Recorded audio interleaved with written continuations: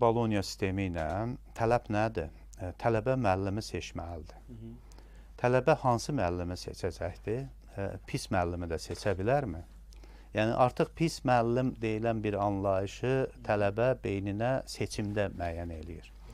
Demək, biz ümumiyyətlə cəmiyyətdə bu obrazların və şəxsiyyətlərin özünü tanıtma qabiliyyəti və özünü tanıtma imkanlarını doğru istifadə etməsinə baxmalıyıq. Yəni, bir peşə seçən insan birinci növbədə o peşə məsuliyyəti üzərində düşünməlidir. Elə sürücü də elədir də, bir məsuliyyətsiz sürücü 100 adamı öldürə bilər. Birinci növbədə cəmiyyətdə insandan tələb olunan məsuliyyət anlayışıdır. Bu məsuliyyət anlayışı artıq fərq qoymur. Bir soyuducu ustasına da, yaxud da bir dərs deyən müəllimə də, ya bir alimə də, ya hansısa bir titul daşıyan şəxsə də.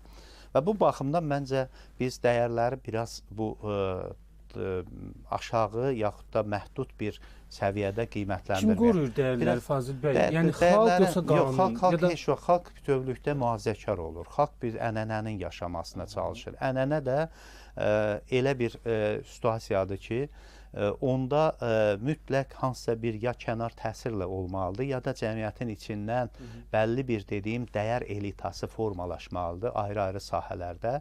Bunlar, məsələn, Avropada, dünyada olan yenilikləri tərcümə eləyərək, çevirərək gətirməlidir.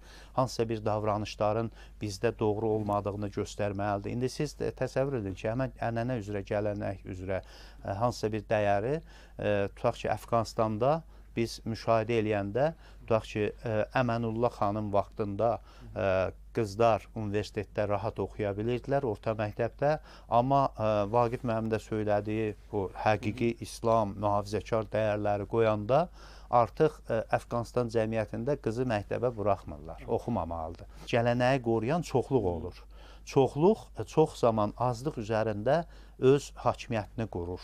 Bu cəmiyyəti onda dəyişmək çox çətin olur. Azlıq ya mübarizə aparmalıdır. Axundov, məsələn, bir nənə parlayan ulduzdur Azərbaycan cəmiyyətində.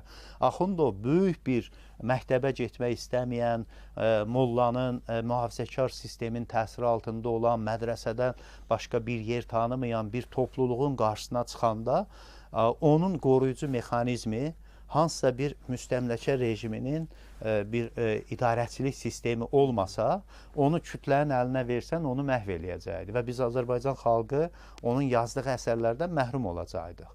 Yaxud da Həsən bəy Zərdabinin əkinçisinə pul ödəməyən xalqımızın böyük əksəriyyəti başqa yerlərə pul ödəyirlər. İndi bu günün özündə də, məsələn, xeyriyyə, müəyyən mənada universitet, təhsil filan pul ödəməyən adamlar daha çox pulu nəyə ödəyirlər? Əylənciyə, yeyib-içməyə, filana, buna rahatlıqla ödəyirlər. Demək, biz bu azlığın qorunması, o elitanın formalaşması və onun güclənməsi üçün çalışmalıyıq ki, dəyərləri doğru istiqamətdə dəyişə bilək.